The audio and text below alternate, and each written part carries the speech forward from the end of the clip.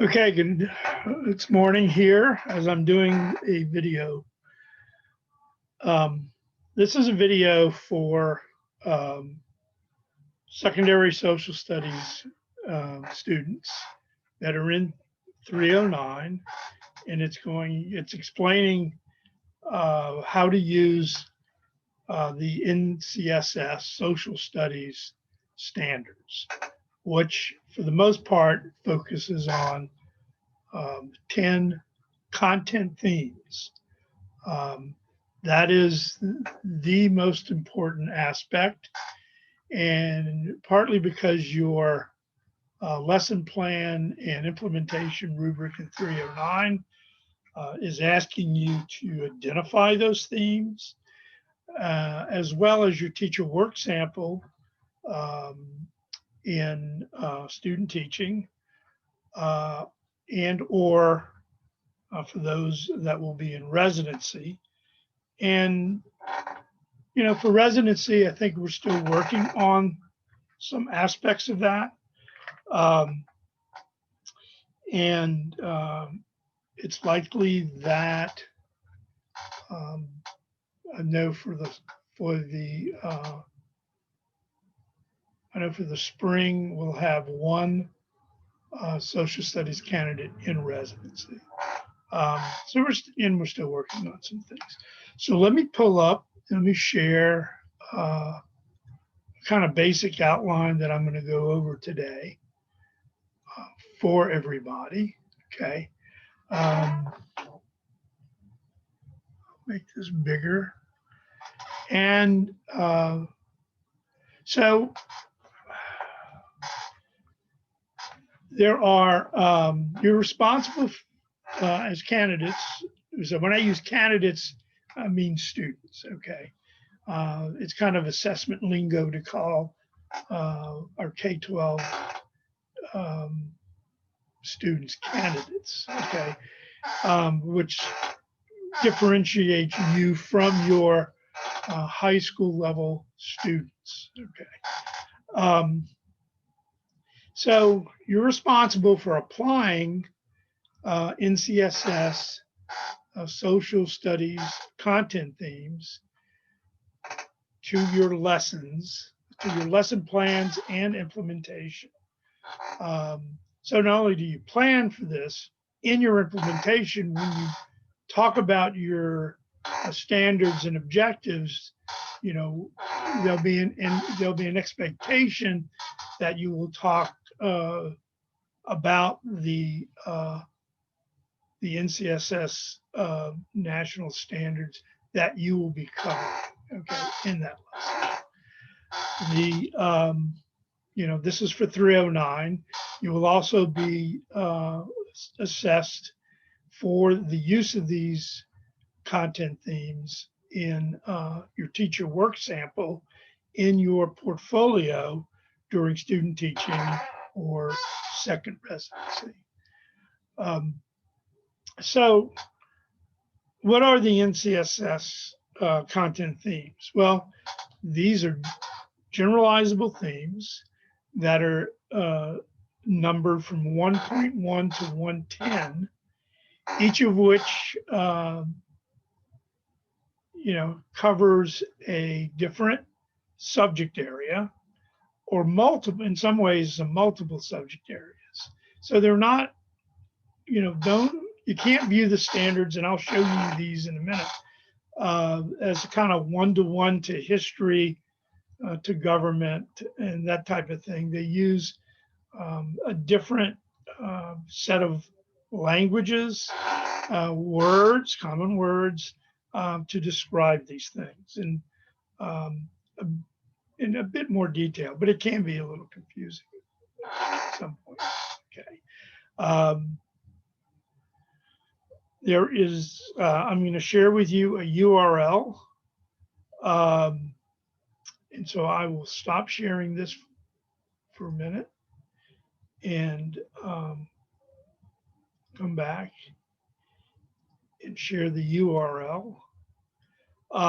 The address for this URL will be made available to you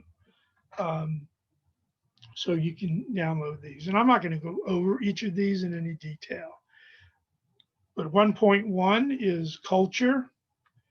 1.2, which is down, you see down here, that's geography. It deals with history, sociology, and anthropology. You don't take a course in anthropology, but between your sociology and geography classes, you should cover some anthropological concepts. Time, continuity, and change is by and large dealing with history. I don't know if I can enlarge this much.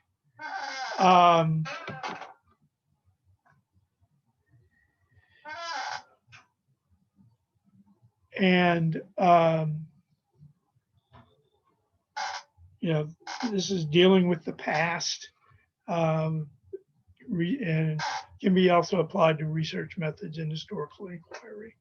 Okay, so this is basically your history standard. But what you're going to realize is you never use these standards in isolation. They're always used in relationship to the other. So people, places, and environments would be 1.3, okay, is the standard. And here we see, dealing with, again, geography, regional studies, world cultures. So by and large, your geography course deals in people, places, and environments. But I would argue your history and sociology to some degree as well, particularly your Sociology 204, which is a university course, will deal in some of these aspects. 1.4 is individual development and identity. This is a psychology and sociology standard. So particularly your adolescent, your 210 course, Psychology 210, you'll get some of this, but also in the broad sociology courses that you take. Here I'm just trying to give you a frame of reference. So, if you're teaching a history class on, the American colonies, for instance, you're going to be getting into aspects probably to some degree of each of these first four standards. Whether you would actually utilize 1.4, kind of depends on the degree to which you're focusing on some of this. 1.5 is individual, groups, and institutions. Again, this is the sociology and psychology, but also a political science and history. So as you deal with, let's say, in the Continental Congresses, both in terms of declaring independence from Britain, the development of the Articles of Confederation, and it leads into the development of the Constitution. You're dealing with this standard. And if you're in World War II, talking about the home front and how life changes would be another example of dealing with this. Power, authority, and governance. This is clearly political science, civics, government courses, but it's also history in any law that you might do. So the social sciences generally, social studies generally, is going to deal in aspects of this. Okay. Again, if you're doing a lesson on Continental Congress and the development of the Constitution, you're you're dealing with this standard. 1.7 is production, distribution, and consumption. This is your economics standards. You know, economics is an important aspect of history. It's also an important aspect of politics. Clearly, if you're teaching a free enterprise course, you're dealing with this as well as the government, the previous one on government. So power and authority. So that's 1.7. 1.8 is science, technology, and society. This is a broad standard, and it has to do with the role science and technology plays in our lives and in our cultures.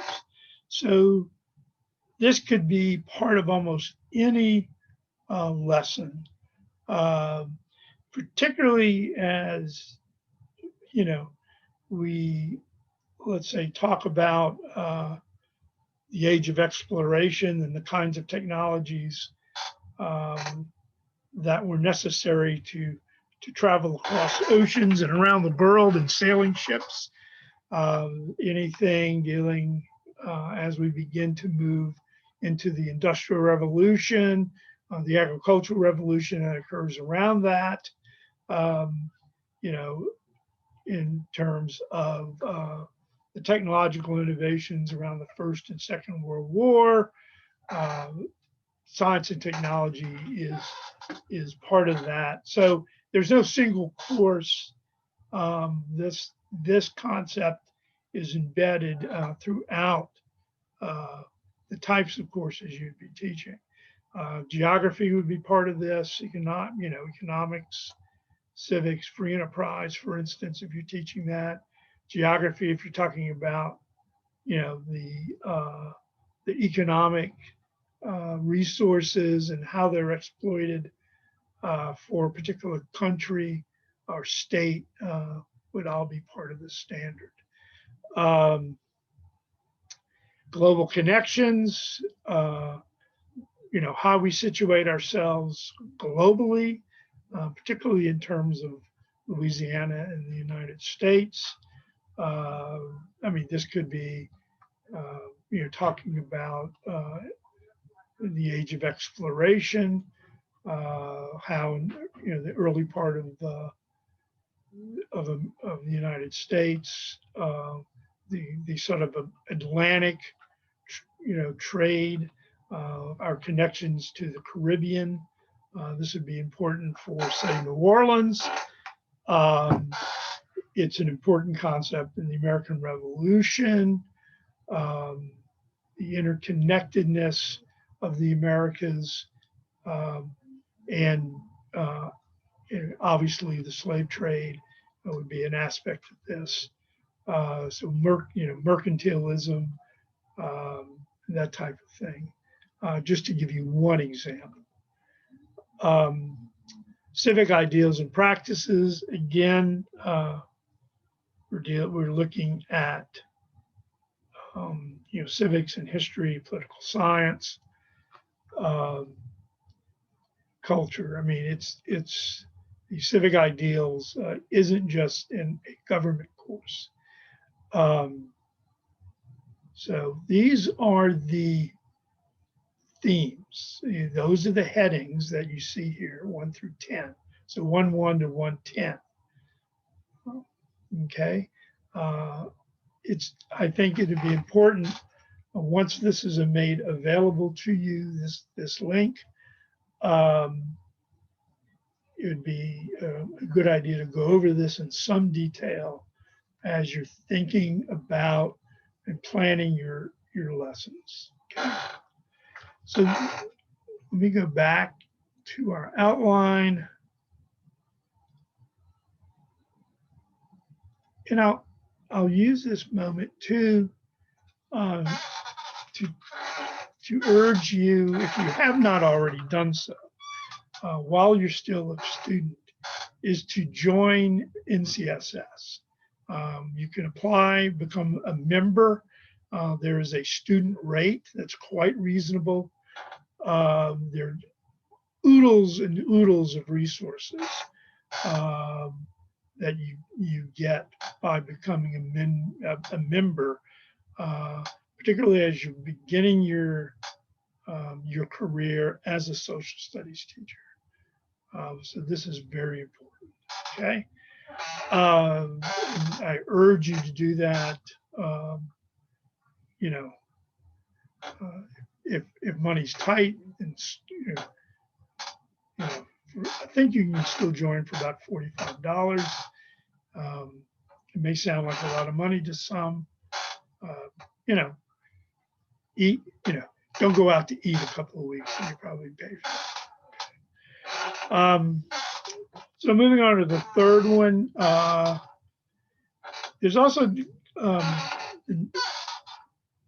your instructor for 309 will probably, and almost certainly, require you to apply additional pedagogical standards. The NCSS does have these.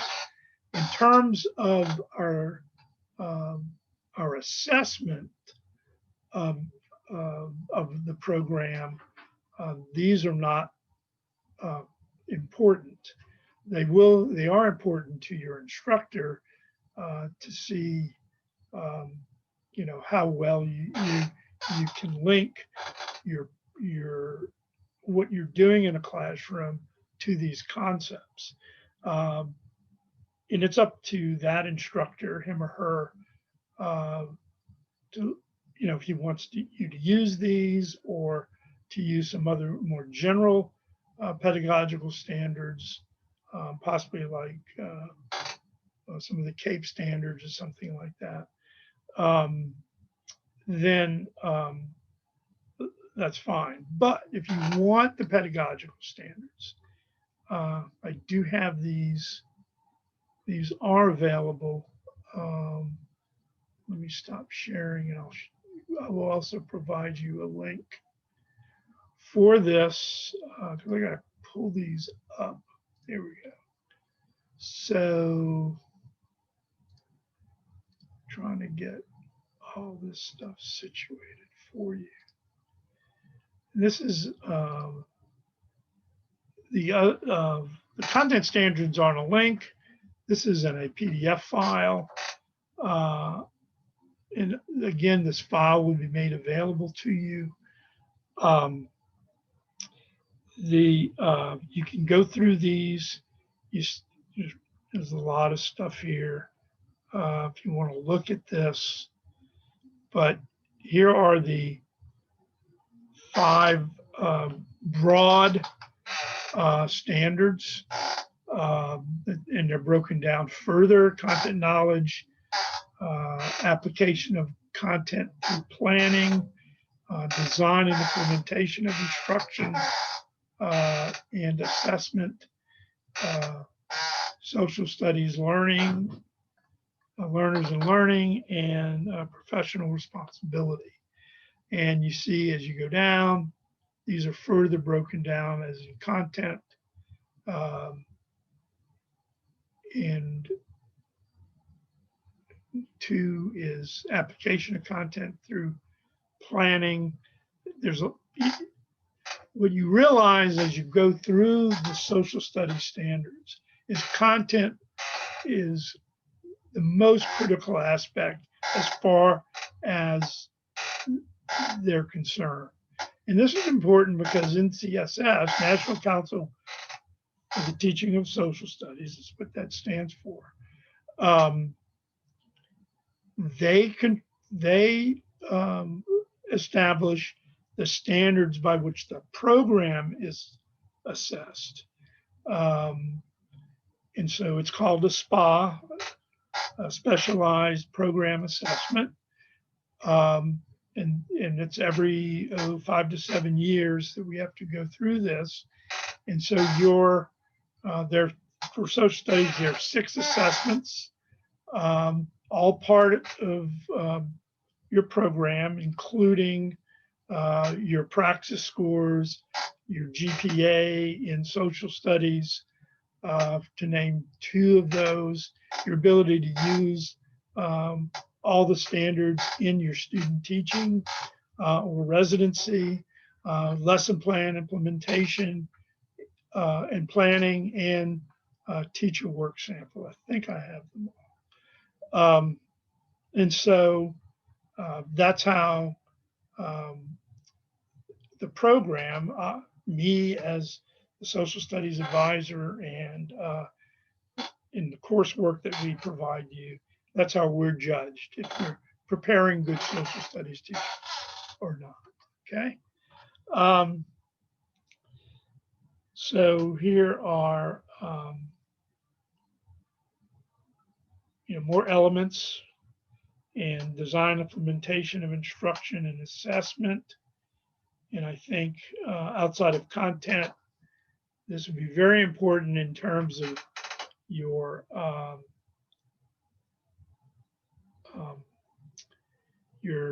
method, your 309 lesson planning and implementation.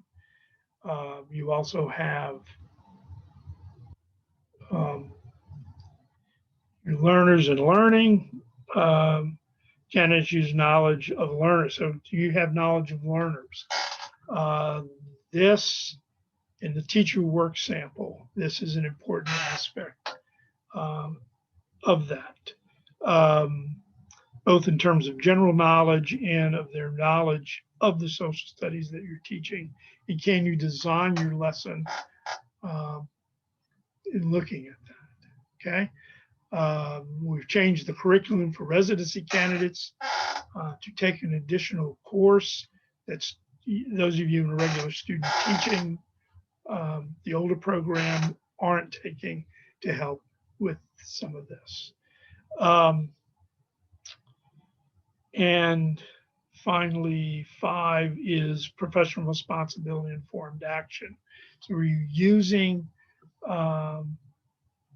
social studies, and I would argue not only just social studies, but are you using what you know from all courses, English and science and math, but particularly social, because I would consider all courses social studies in the sense that you want to use that knowledge, or you're helping students use that knowledge to act as good citizens in a free society. And I think that is critical. Okay, so that's a quick overview of those standards. I think that is pretty much it. The only additional thing is there are subject-specific standards, like standards in history or standards in geography, for instance. We do not use those because in Louisiana, or because our program, I should say in Louisiana, and most of the programs, secondary social studies programs, focus on all the social studies, preparing for that. And that's what we do. That's why we use the 10 themes. Programs like LSU, for instance, do certify you in history specifically. And so they would use the history standards. So that subject-specific standards to in their courses, but we don't do that. So that's pretty much everything here. I'm always available, as you are my advisees, to answer any questions you might have around this. And I wish you the best. I'm sure I will be seeing some of you in the spring to be your university coordinator when you move on to student teaching. So all the best, and I wish you a good end of the semester and happy holidays.